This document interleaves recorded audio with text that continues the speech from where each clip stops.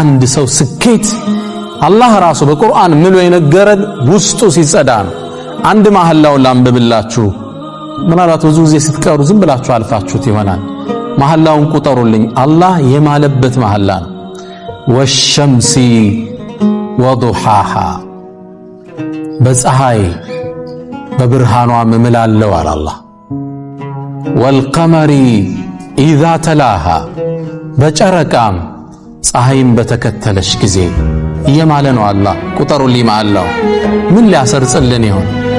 ወነሃሪ ኢዛ ጀላሃ በቀንም በብርሃኑ በተገለጠም ጊዜ በሱም እምላለሁ አለ። ዋዋውል ቀሰም ነው እዚህ ጋር የምታየው። ወለይሊ ኢዛ የኽሻሃ በሌሊትም በጨለማው በሸፈናት ጊዜ በሱም እምላለሁ።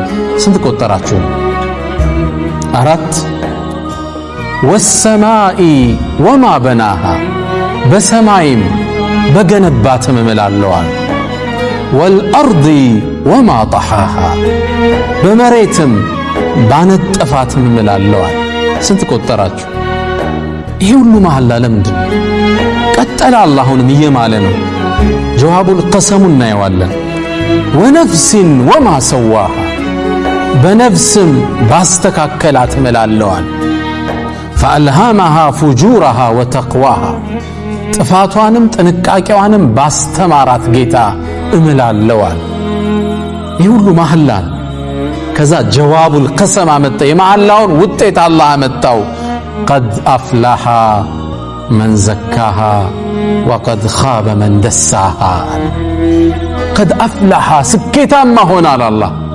መን ዘካሃ ያጸዳት ሰው ርዕሱ የተያዘው ከዚህ ነው። ቀድ አፍላሃ መን ዘካሃ እሷን ያጸዳት ከኩራት ከሪያ ከዩልኝ በራስ ከመገረም ሌሎችን ከማሐሰድ ከዚህ ሁሉ ያጸዳት ሰው ስኬትን ተቆጣጠረ አላህ።